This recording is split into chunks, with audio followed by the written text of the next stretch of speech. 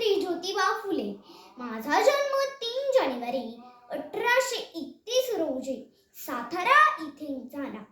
संपूर्ण भारतभर माझा जन्म बालिका दिन म्हणून साजरा केला जातो.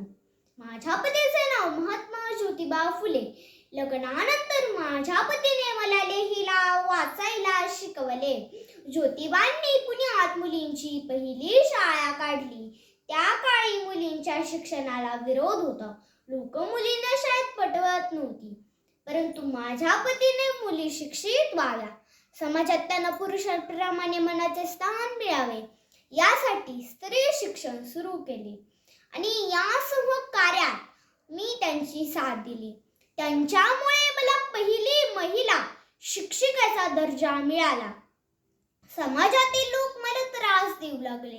माझ्या अंगावर शेण फेकणे, दगड मारणे, शिवे शराब देणे हे मी रोज सहन केले. अशा या परिस्थितीत सुद्धा मी डगमळले नाही. मी माझे कार्य सुरू ठेवले. धन्यवाद.